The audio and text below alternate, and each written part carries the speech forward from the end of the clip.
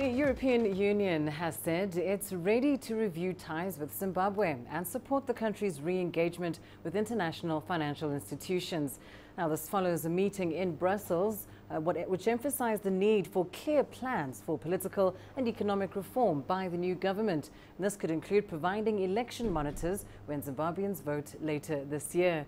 The Southern African nation faced international isolation, especially from Western countries, after it defaulted on its foreign debt in 1999 and seized land from white settlers in a controversial reform measure in the year 2000. New President Emmerson Mnangagwa, who's 75, has promised to repair ties with the West, repay Zimbabwe's foreign debt, compensate white farmers, and open up the resource-rich country to overseas investors.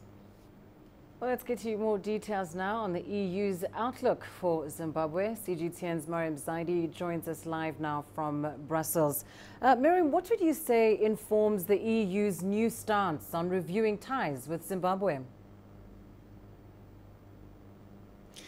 Well, as you were saying, on Monday in Brussels, the EU foreign affairs ministers met and they really welcomed Zimbabwe's ongoing political transition and hopes for a return to rule of law and implementation, of course, of much needed economic reform. Now, the ministers said that if Zimbabwe keeps on the right path, the EU would, of course, stand ready to engage with it across a wide range of policies. And the bloc, it is showing a willingness to engage politically. For example, if it sees that elections are held in line with electoral rules, they would be willing to send an EU electoral observer mission if, of course, they do receive that invitation from the government to do so. Now, the EU, of course, has been slowly lifting sanctions on Zimbabwe since 2009, but, of course, it shunned the government in the past, only really providing aid to, say, charities.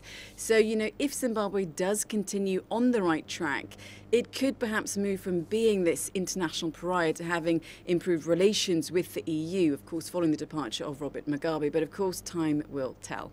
Indeed, and Zimbabwe did pay a heavy price for that economic isolation. Thanks very much, Mariam Zaidi, there live for us in Brussels.